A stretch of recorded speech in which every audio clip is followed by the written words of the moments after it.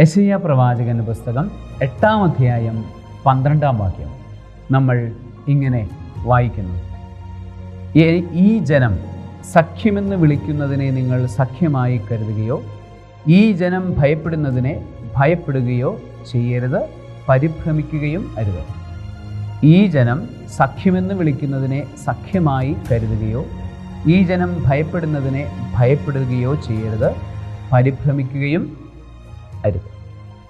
അതായത് യെശയ്യാ പ്രവാചകനും പ്രവാചകപുത്രന്മാർക്കും ദൈവം നൽകുന്ന പ്രത്യേകമായ അരുളപ്പാടും ഉപദേശവുമാണ് ഇത്. ഈ ജനം, അതായത് ചുറ്റുപാടുമുള്ള ജനങ്ങൾ അവർ കൂട്ടുകൂടുന്നത് പോലെ അല്ലെങ്കിൽ അവരുടെ സഖ്യങ്ങൾ എന്നതുപോലെ നമ്മൾ സഖ്യങ്ങൾ ചേരരുത്, സഖ്യങ്ങൾ ഉണ്ടാക്കരുത്.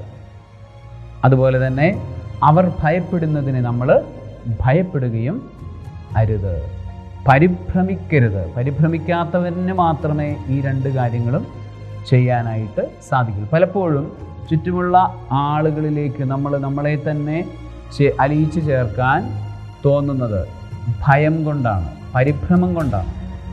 അവരെ ഭയപ്പെടാതെ അവരിൽ നിന്ന് വേണ്ട വിധം വ്യക്തിത്വത്തോടുകൂടെ മാറി നടക്കാൻ നമ്മളുടെ വ്യക്തിത്വം കാത്തു സൂക്ഷിക്കാൻ നമുക്ക് സാധിക്കണം. അതോടൊപ്പം തന്നെ അവരുടെ രീതികൾ പിന്തുടരാതിരിക്കാനും നമുക്ക് സാധിക്കണം. ത്രിത്വൈക ദൈവം 3 വ്യക്തികളായിരിക്കുന്നത് എന്തുകൊണ്ട്? അവർക്കിടയിൽ ഒരു സഖ്യമുണ്ട്, പക്ഷേ അവർക്കിടയിൽ വ്യക്തിത്വങ്ങളും ഉണ്ട്. എപ്പോഴും നമ്മൾ ചുറ്റുപാടുകളിലേക്ക് പരിപൂർണമായി അലിഞ്ഞു ചേരണം എന്നൊക്കെ ചിന്തിക്കുന്നത് തെറ്റായ കാര്യമാണ്. നമ്മൾ നമ്മളുടെ വ്യക്തിത്വം നിലനിർത്തിക്കൊണ്ട് തന്നെ വേണം മുന്നോട്ട് പോകുവാൻ.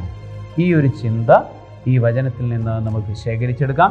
സർവശക്തനായ ദൈവം, പിതാവും പുത്രനും പരിശുദ്ധാത്മാവും ദൈവീകമായ സഖ്യങ്ങൾ കൊണ്ട് നിങ്ങളെ നിറയ്ക്കുമാറാകട്ടെ. ആമേൻ.